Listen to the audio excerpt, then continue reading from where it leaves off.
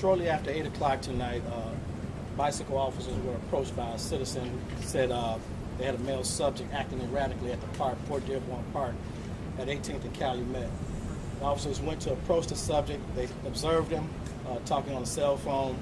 They asked him to get off the phone so they could interview him. At that time, he reached into his backpack, pulled out a weapon, and started firing at the officers. The officers returned, fired, fatally wounding the offender.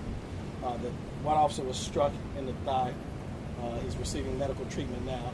He was Lee Mark trained, so he applied a tourniquet to himself to stop the bleeding, which was instrumental in saving his life. Partner officers put him in a squad car and transported him over here to Northwestern for treatment. This is just another example of too many guns, too many people willing to use them. But it also illustrates how Chicago police officers put their lives on the line every day to keep the city of Chicago safe.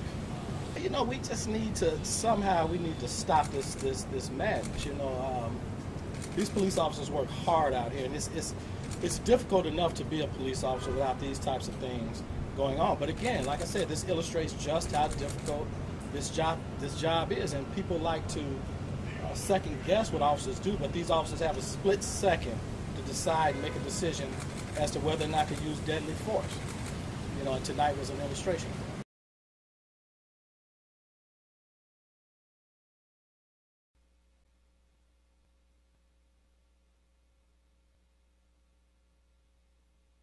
Sister of man shot to death by police in near Southside Park sues officers.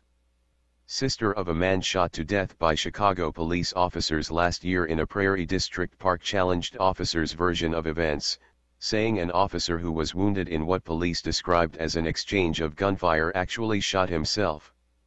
Arlena Love filed a wrongful death suit Monday against the city of Chicago and 3 police officers, saying they overreacted and used excessive force when they shot and killed her brother, Derek Love, 50, on July 21, 2016, in Battle of Fort Dearborn Park. Arlena Love is administrator of her brother's estate. Around 8 p.m. that evening, bicycle officers responded to a report of a person acting erratically at the park, 1801 South Calumet Avenue. Soon after, they found Derek Love, who was on his cell phone at the time. The police narrative and the account given in the lawsuit differ on what happened next. The officers named in the suite could not immediately be reached for comment, and Chicago police spokesman Anthony Guglielmi declined to comment on pending litigation. Police said in the day after the shooting that Love pulled a gun out of his backpack and began firing, hitting a 17-year veteran officer in the leg. The day of the shooting, Police Superintendent Eddie Johnson told reporters the wounded officer was able to apply a tourniquet to his leg with the help of his partner, probably saving his life. Days later, Johnson and dozens of others attended a vigil for the wounded police officer, which was lamented as the latest attack on law enforcement, following officers recently killed in Dallas, Baton Rouge, LA, and Kansas City, Kansas. "These are difficult times we're in right now," Johnson said at the time. "It's a difficult time to be in law enforcement. We're more than a team, we're a family.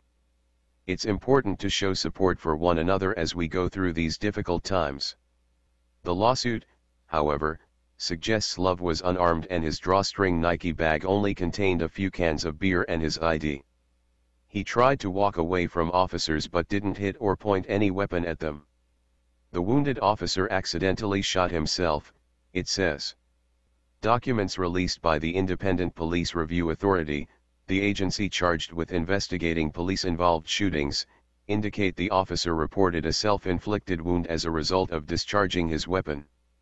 The officer was treated and released from the hospital the next day. Chicago police officer injured in shooting, man dead. A Chicago police officer assigned to bike patrol was shot in the leg and a man was killed in what police said was an exchange of gunfire at a near Southside Park about 8 p.m. on July 21, 2016. Chicago Tribune.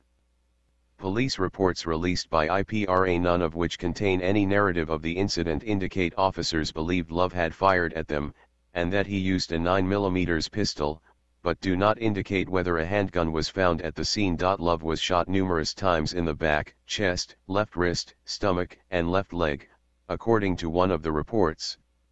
He died less than an hour after being taken to the hospital.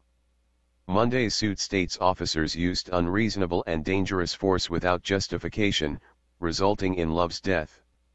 IPRA has not yet completed its investigation into the shooting. The suit seeks more than $50,000 in damages. Hey Charlotte County, this is Charlotte County Cop Watch, and I wanted to explain what fair use is. You can use pieces of news articles if you're doing it for news reporting, you have commentary, and you're doing it for education purposes. So that's what fair use is, as you can see right here. Another reason why I wanted to make this video is to let you know I have just joined with Patreon. A nice thing with Patreon, I make no money on YouTube. They took the money away years ago, and so this is another way to give, and it's a nice thing too because you can give monthly. You can give $1, $5, $10, whatever. I do 4 to 5 hours a day on trying to wake the sheeple up on how corrupt it is and different ways that you can fight the corruption. So Patreon is a way that you can do it, and then of course the old way is still there. Donate to Charlotte County Cop Watch with PayPal or credit card. So keep that in mind. 4 to 5 hours a day. I make no money, but the corruption happened to me and I'm sick of it, so I'm trying to wake people up. But my wife would love it if if we could get some help out there. There's 47,000 subscribers. Just think if each one of you subscribers just gave let's say actually yes, $1 a month. 47,000 subscribers gave $1 a month.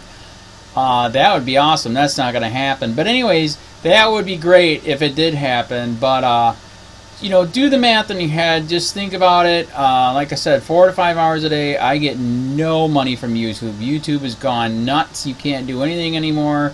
They're taking the money away everywhere. So these are a couple different ways that you can still help out with all this time that I put in.